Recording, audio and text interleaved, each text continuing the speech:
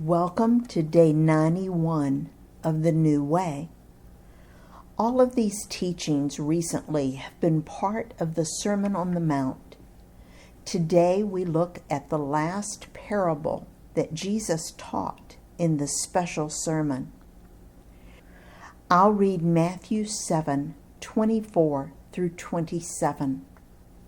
Therefore, everyone who hears these words of mine and puts them into practice is like a wise man who built his house on the rock.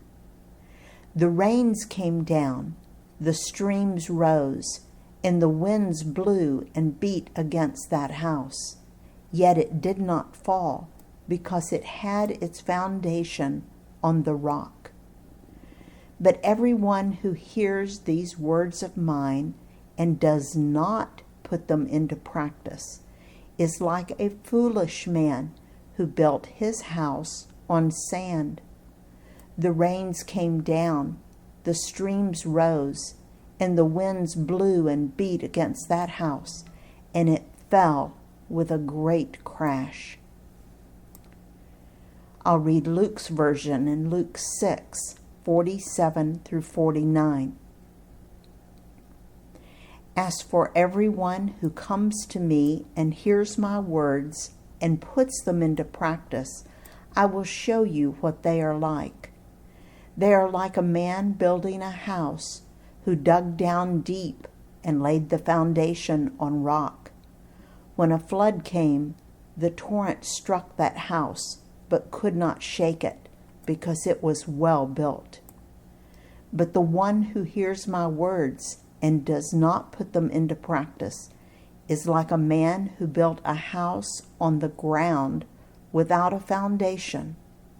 The moment the torrent struck that house, it collapsed, and its destruction was complete. Jesus says that everyone who hears his words and applies them to his or her own life is like a house built on a rock-solid foundation. He says everyone who hears his words and does not apply them to his or her life is like a house built on sand. It's fun to go to the beach and build huge castles on the sand and watch the waves destroy them. But I don't think it would be much fun if that was your life you were watching crumble into the surf. In this life, you will encounter storms and floods. If you've applied Jesus' words and invited him into your core, then you are on a firm foundation that will stand strong in the midst of life's problems. As you continue to apply his words, you will grow stronger and stronger to face whatever life dishes out. I'll read Matthew 7:28 and 29.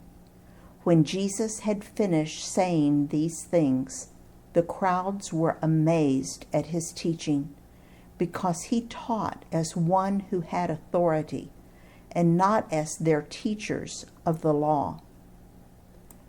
The crowd listened to this Sermon on the Mount and were amazed at Jesus' teachings.